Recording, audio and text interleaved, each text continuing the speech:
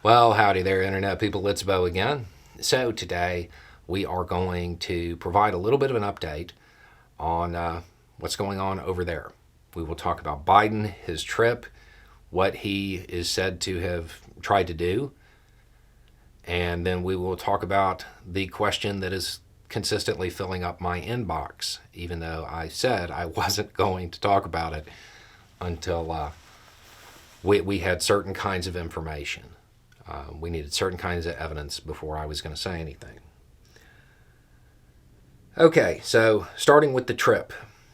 By the reporting, Biden went over there and he made the push. He pushed for a limited ground offensive.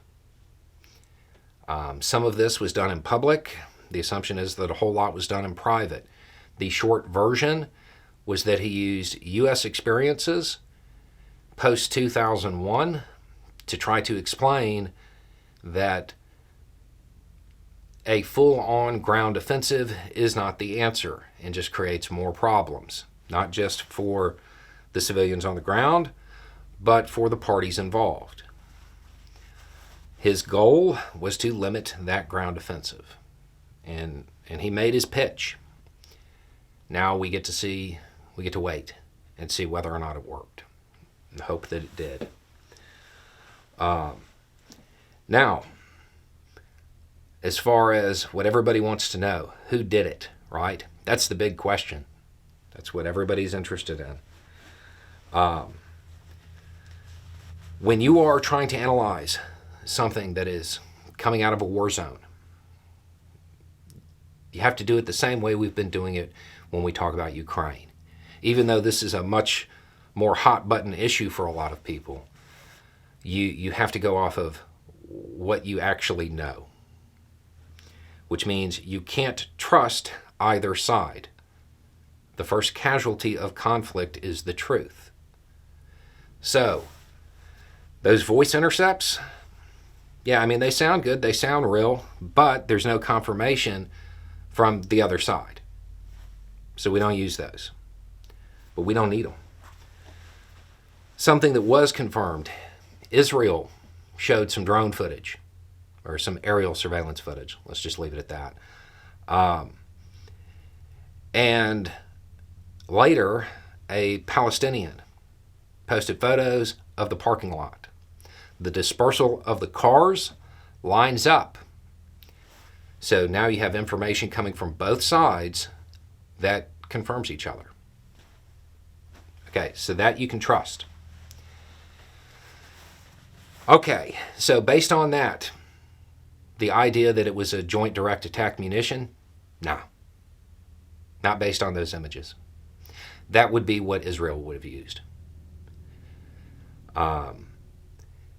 The dispersal of the cars is a pretty clear indication. Another one being the clay tiles that are still on the roof of the hospital.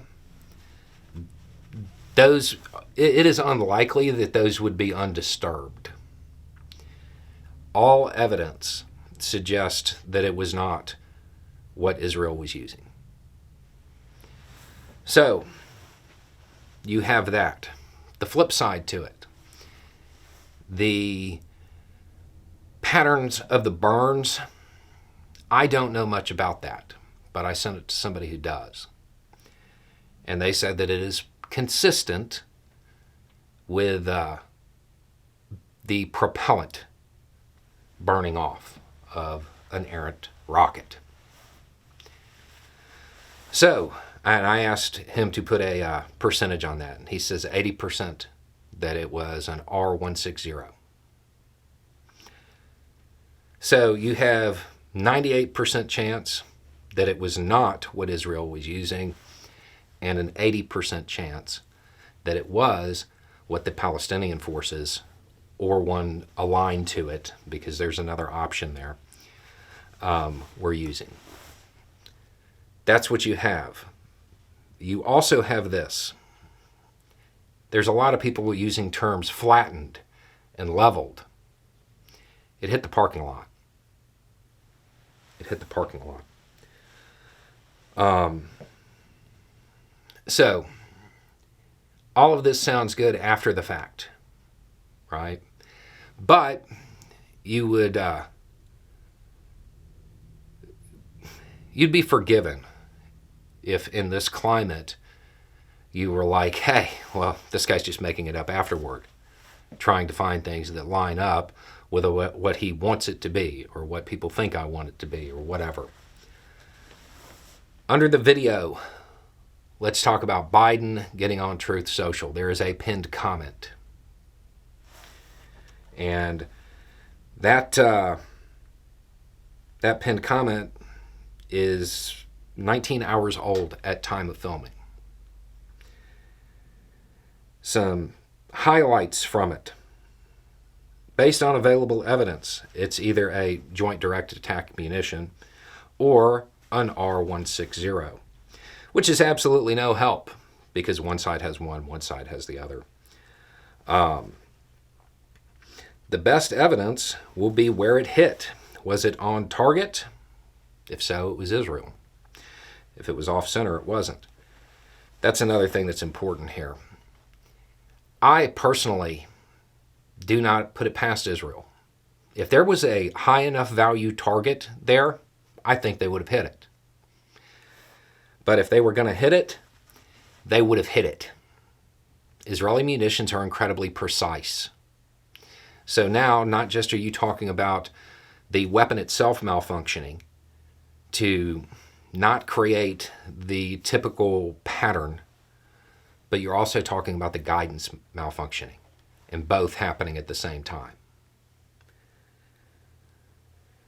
And then more, yeah, that's the best evidence, is whether or not it's a direct hit. And I know people who are favorable to Israel are going to say, well, what would happen if an errant rocket just randomly hit dead center? The odds of that are super slim, but yeah, it's a possibility. I guess that's the cost of being the state in the situation. And then somebody said that there was another group at play other than the one that everybody's been talking about. And that actually makes a whole lot more sense. Do not have evidence to confirm this part. But there's another group that has the same type of stuff that is reportedly active. They are also less well trained, so they would be more likely to make a mistake. So that's based off of the evidence that we have. Now, is there more evidence that might change that? Maybe. But at this point, based off of what's available, it does not look like, it doesn't look like Israel's responsible for this one. For those who have been repeating everything that they heard on social media, I strongly suggest you look at the images that are now available from the daytime, from independent news outlets, or from the Palestinian side itself, and tell me if what you have been saying lines up with those images. Not just in who's responsible, but for all of the other claims. Please remember, these types of conflicts, it's a PR campaign with violence. Controlling the narrative, controlling the information that is put out, that's the top priority. Wait until you get the evidence. Now, I know there's going to be a whole bunch of other questions and trying to create different scenarios to where it's certain it was the side you don't like. Okay, that's fine. Y'all are free to do that. But if you're going to do it, try to support it with evidence. I'm sure there's evidence I haven't seen, but based on what's available, that's what happened. Anyway, it's just a thought. Y'all have a good day.